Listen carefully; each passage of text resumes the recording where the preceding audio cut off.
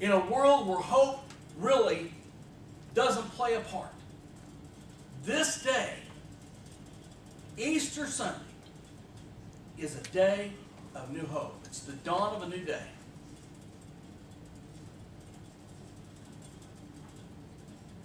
A day that you and I can change the way we live.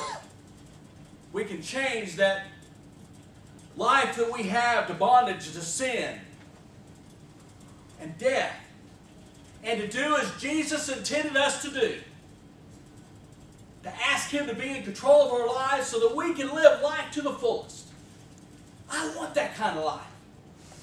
I want that life where smiles are always taking place. I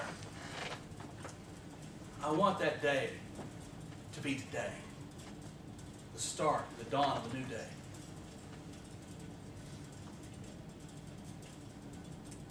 You see, we kind of bring ourselves into that slavery to sin and death. Jesus doesn't do it. We kind of bring it upon ourselves. Because we accept what the world gives us and say, that's your life. Jesus says, no, it is not.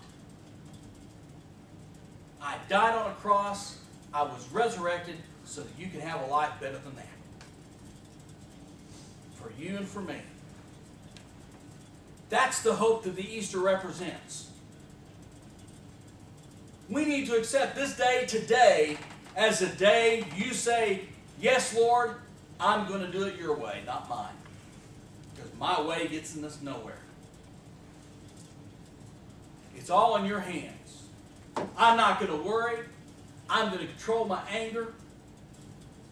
I'm going to learn to live life the way you intended. You see, He wants to be in control. And do you think that a life with Jesus in control is a life that's going to fail? I don't think so. Jesus' life didn't fail. He defeated death. And He defeated sin. And we can do the same thing. That's what a life with Christ is about. Having hope. Living with faith. Being able to get out of the bondage to sin and death and quit worrying, have the anger go away from us. Christ is the ultimate victor here. He's the only one I know of who defeats death. He defeated death. He was resurrected and He lives today. You see, that's a Savior who can defeat any little problem I might have. Or any little problem you might have. You see, He can defeat all that because He has the power. He wants you to be successful in life. He does. Don't think that He doesn't, because He does. He gives us the blueprint to life, the Bible. We got problems, we can go to the Bible and figure out how to take care of it. But a life with Him is a life resurrected. There's a devotional piece for Curia.com. It's an evangelical website for women. Christian recording artist Carolyn Ahrens shared a unique Easter insight that she passed along from her pastor. She writes this. She says, a couple years ago during a jubilant Easter service, our pastor said something that stopped me middle in my tracks. The world offers promises full of emptiness. The world offers promises full of emptiness. But Easter offers emptiness full of promise. Easter offers emptiness full of promise. Empty cross, empty tomb, empty grave clothes, all full of promise for you and for me, proving the resurrection. If I were writing the Easter story, I don't think I'd choose emptiness as a symbolic gesture, though. But then I wouldn't be talking about strength being made perfect in weakness, which 2 Corinthians chapter 12, verse 9 says. Or foolish things confounding the wise. Again, Paul writes to the letters in 1 Corinthians 1:27. Or the meek inheriting the earth, which is in Matthew 5, verse 5.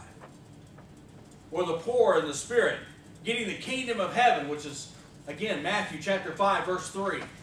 And I certainly will be talking about dying in order to live. What is it about God that makes him so favor this kind of paradox? I guess this is what we should expect from the servant king. The God who decided that the best way to save the world was to let it kill him. You see, I don't understand the way God thinks, but on those days when I feel hollowed out and broken, half dead even, it makes me glad to remember that for Easter people, even death is full of promise. The world makes a lot of promises, smoke and mirrors mostly, frantic, cartoonish attempts to distract us from the gaping holes in the middle of our souls, or at least to sell us the latest product in order to fill them. There's no life in those promises. So I'm hoping that I'll be a little more willing to die to that stuff, and I'm praying that I'll become more aware of the empty space within, and that I'll resist the urge to fill it with any old thing I can find. I'm going to wait, carved out, vulnerable, a cracked and crumbling jar of clay, on a life God's offered to deposit anywhere there's room. And I'm going to believe that he'll just leave my empty spaces empty. If I leave them empty, he'll fill them. That, I'm convinced, is a reasonable expectation. That's what Carolyn Ahrens wrote. A lot of truth there. A lot of truth. You see, he died to start his new life in heaven. And we need to die to the brokenness of this world so that every day is Easter Sunday for us. That dawn of a new day. Christ is the ultimate victor. He is victorious in all things. He is the one that stands high on that podium. He's the one reaching down and has that hand reaching down to lift us up when we're down. He wants to lift us up on that podium with him. And we need to take time to rid ourselves of all the distractions that keeps from his hand from reaching ours. From wasting our time on meaningless things, we need to spend our time in things that glorifies him. The time we spend with him, the time we spend helping and loving one another, the time we spend to share his good news of this joyous life that we have in him is what he asks from us. That is what he did that day when he died on the cross, and the 3 days later when that tomb was empty. The dawn of a new day. He made possible for you and for me to live our lives full of joy and peace. When was the last time you really thought about that? About what Easter really means. What Easter really means. It's more than Easter eggs and candy. And I'm sorry, ladies, but looking pretty.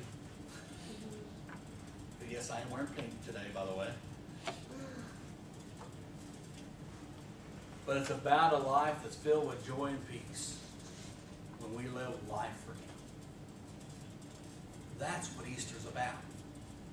That's what the resurrected Savior has for us, for you and for me. All you have to do is reach out and grab the hand and say, yes, I will. Yes, I will.